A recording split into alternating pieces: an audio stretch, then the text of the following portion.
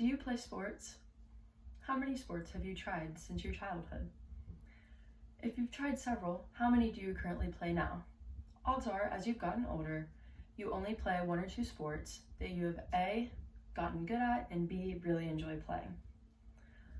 As you get older as well, most of us know that sports get competitive, faster, and tougher as the years go on. Let's consider this example. You're a track runner. The gun goes off to start your race in the 100-meter dash.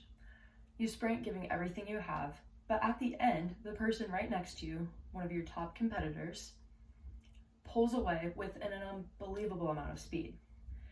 You wonder to yourself as you cross the finish line just barely behind them, how could this have happened? You come to find out later on that the winner was actually on steroids. Imagine how you would feel after this. Angry, defeated, and probably questioning how. Well, this situation, the hypothetical one, actually did happen. From an article on history.com, they explain how the Canadian track star Ben Johnson took steroids during the 1988 Olympics. He beat his top competitor in the 100-meter dash. However, thankfully, second place runner-up was returned the first place gold. However, oftentimes in athletics today, steroid usage flies under the radar at both the professional and high school levels, and athletes are gypped out of their rightful placings. Steroid usage poses several dangers to your health, especially your physical health being one.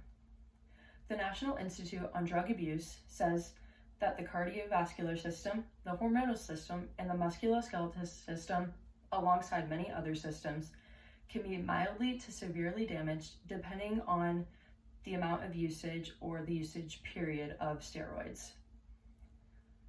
There can be both long and short-term effects, again, depending on the usage of these steroids, and even disease and infection can be a result. All of these risks really aren't worth it when you think about it, just to perform well momentarily at a sport that you want to be very good at. Sports, from the beginning, as we all know, were always meant to be fun and enjoyable and fairly competitive. Steroid usage takes away from these aspects. My second point is that steroids pose mental health risks. The American Academy of Orthopedic Surgeons states that steroid users may become overly aggressive or combative, a condition commonly referred to as roid rage. Uncontrolled aggression causes some steroid users to become confrontational with friends and family, and sometimes they end up in trouble with the law, depending on the severity.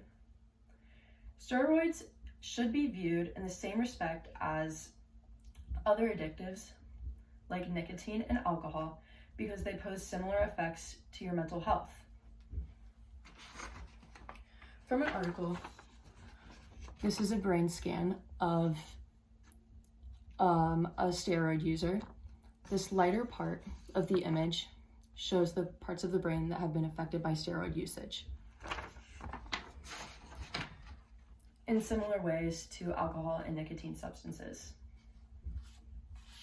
My third and final point is that doping or steroid usage affects the honor of athletes.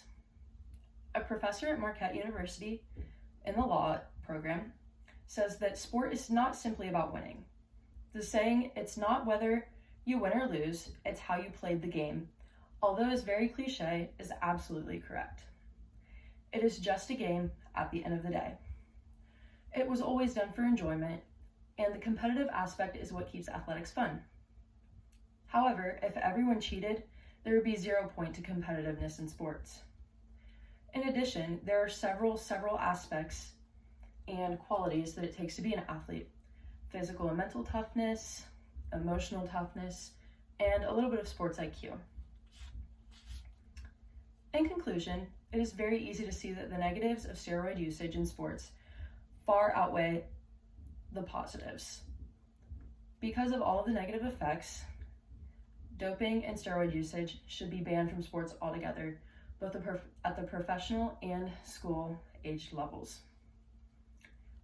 There are far too many risks for people to put themselves at risk to deal with these effects and consequences to steroid usage. People shouldn't be putting themselves at risk for the simple gratification of being considered good at something when really they just cheated their way through it.